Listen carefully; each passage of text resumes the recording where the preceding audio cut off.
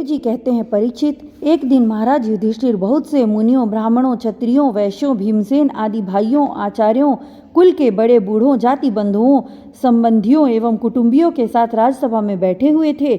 उन्होंने सबके सामने ही भगवान श्री कृष्ण को संबोधित करके यह बात कही। धर्मराज युधिष्ठिर ने कहा, गोविंद, मैं सर्वश्रेष्ठ राजसूय यज्ञ के द्वारा आपका और आपके परम पावन विभूति स्वरूप देवताओं का यजन करना चाहता हूँ। प्रभो, आप कृपा करके मेरा यह संकल्प पूरा कीजिए। कमलनाभ, आपके चरण कमलों की पादुकाएं समस्त अमंगलों को नष्ट करने वाली हैं। जो लोग निरंतर आप उनकी सेवा करते हैं, ध्यान और स्तुति करते हैं, वास्तव में वे बड़े ही पवित्र आत्मा हैं। वे जन्म मृत्यु के चक्कर से छुटकारा पा जाते हैं और यदि वे सांसारिक विषयों की अभिलाषा करें तो उन्हें उनकी भी प्राप्ति हो जाती है। परंतु जो आपके चरण कमलों की शरण ग्रहण नहीं करते, उन्हें मुक्ति तो मिलती ही नहीं, सांसारिक भोग भी नहीं मिलते। देवताओं के भी आराध्य देव, मैं चाहता हूँ कि सांसारी लोग आपके चरण कमलों की सेवा का प्रभाव देखें। प्रभु, कुरुवंशी और सृंजय वंशी नरपतियों में जो लोग आपका भजन करते हैं और जो नहीं करते, उनका अंतर आप जनता को दिखला दीजिए। प्रभो, आप सबके स्वामी, समदर्शी और स्वयं आत्मानंद के साक्षात्कार हैं, स्वयं ब्रह्मा हैं।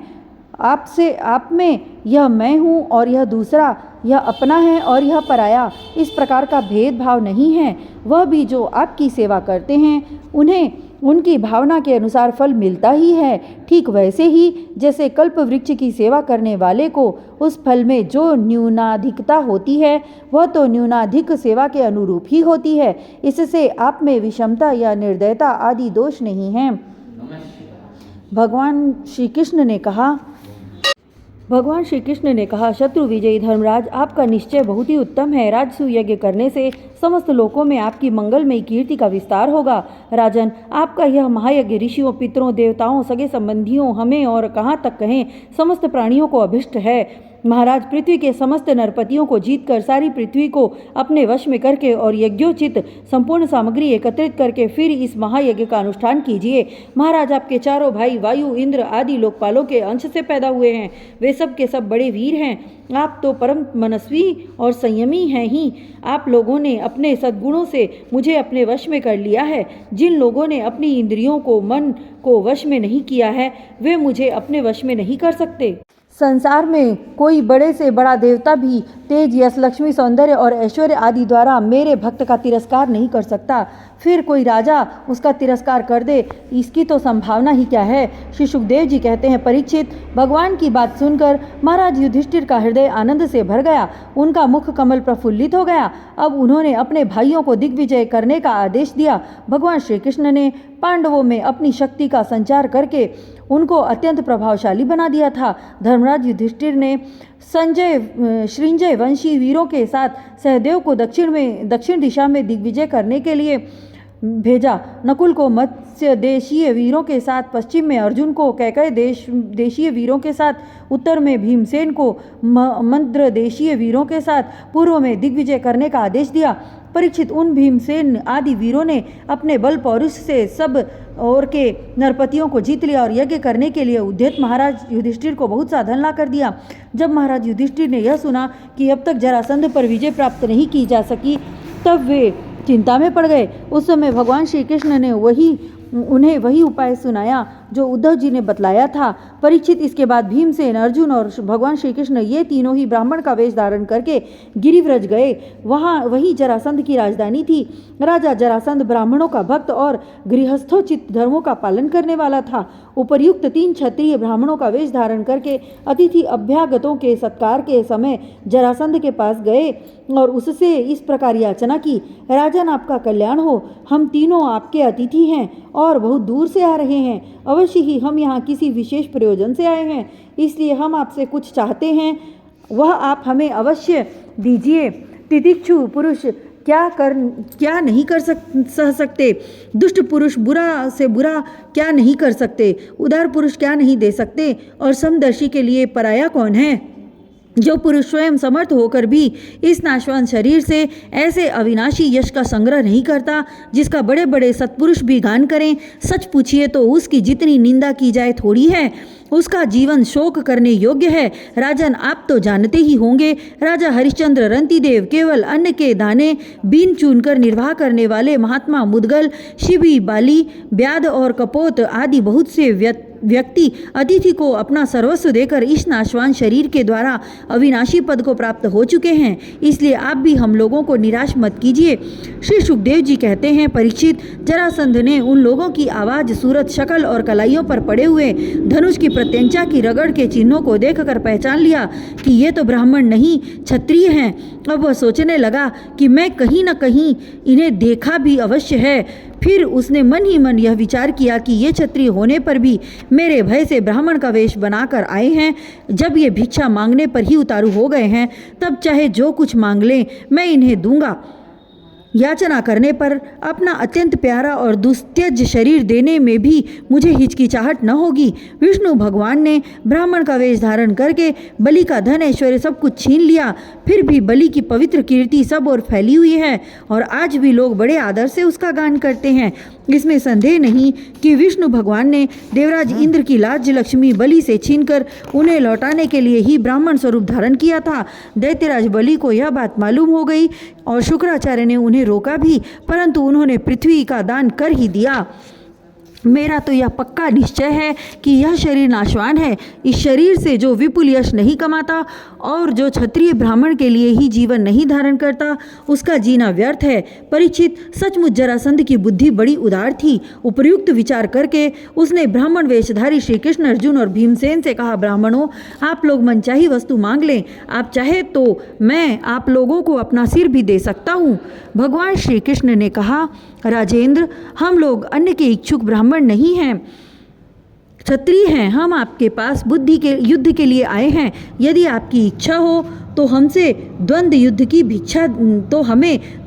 की भिक्षा दीजिए। देखो, ये पांडुपुत्र भीमसेन हैं और यह इनका भाई अर्जुन है और मैं इन दोनों का ममेरा भाई तथा आपका पुराना परम शत्रु कृष्ण हूँ। जब भगवान श्री कृष्ण ने इस प्रकार अपना परिचय दिया, तब राजा जरासंध ठठाकर हंसने लगा और चिढ़कर बोला, अरे मूर्ख, यदि तुम्हें युद्ध की ही इच्छा है तो लो, मैं तुम्हारी प्रार्थना स्वीकार करता हूँ। परंतु कृष्ण, तुम तो बड़े डरपोक हो। युद्ध में तुम घबरा जाते हो। यहाँ तक कि मेरे डर से तुमने अपनी नगरी मथुरा भी छोड़ दी तथा समुद्र की शरण ली है। इसलिए मैं तुम्हारे साथ नहीं लड़ूंगा। यह अर्जुन भी कोई योद्धा नहीं है। एक तो अवस्था में मुझसे छोटा है, दूसरे कोई विशेष बलवान भी नहीं है, इसलिए यह मेरे जोड़ का वीर नहीं है। मैं इसके साथ भी नहीं लड़ूंगा। रहे भीमसेन, ये अवश्य ही मेरे समान बलवान और मेरे जोड़ के हैं।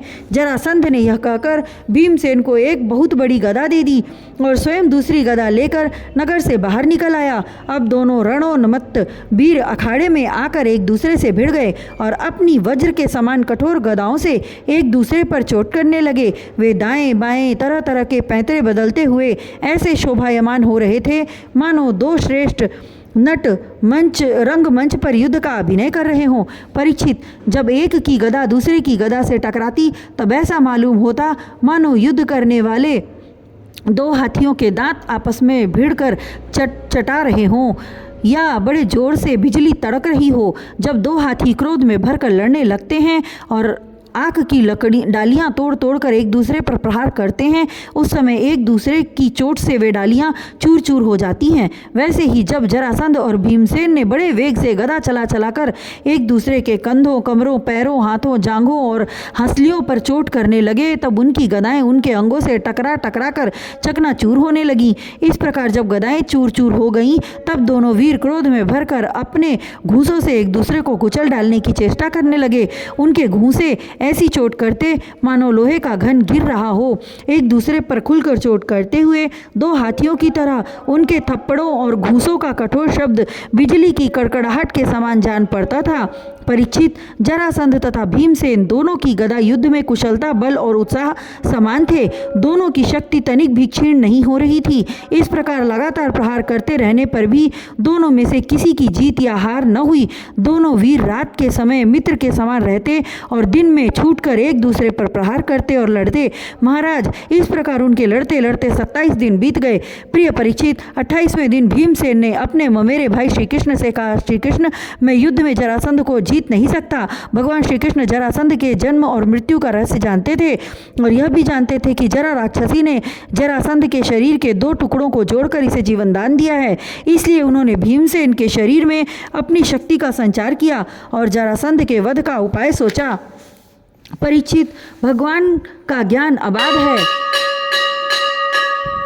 अब उन्होंने उसकी मृत्यु का उपाय जानकर एक वृक्ष की डाली को बीचों बीच से चीर दिया और इशारे से भीमसेन को दिखाया। वीर शिरोमणि एवं परम शक्तिशाली भीमसेन ने भगवान श्री कृष्ण का अभिप्राय समझ लिया और जरासंध के पैर पकड़कर उसे धरती पर दे मारा। फिर उसके एक पैर को अपने पैर के नीचे दबाया और दूसरे को अपने दोनों हाथों से पकड़ कर लिया। इसके बाद भीमसेन ने उसे गुदा की ओर से इस प्रकार चीर डाला जैसे गजराज वृक्ष की डाली चीर डाले। लोगों ने देखा कि जरासंध के शरीर के 2 टुकड़े हो गए हैं और इस प्रकार उनके एक एक पैर, जांघ, अंडकोश, कमर, पीठ, स्तन, कंधा, भुजा, नेत्र, भौं और कान अलग अलग हो गए हैं। मगधराज जरासंध की मृत्यु हो जाने पर वहाँ की प्रजा बड़े जोर से हाय हाय पुकारने लगी। भगवान श्री कृष्ण और अर्जुन ने भीमसेन का आलिंगन करके उनका सत्कार किया। सर्वशक्तिमान भगवान श्री कृष्ण के स्वरूप और विचारों को कोई नहीं समझ सकता। वास्तव में वे ही समस्त प्राणियों के जीवनदाता हैं। उन्होंने जरासंध के राज सिंहासन पर उसके पुत्र सहदेव का अभिषेक कर दिया और जरासंध ने जिन राजाओं को कैदी बना रखा था उन्हें कारागार से मुक्त करा दिया।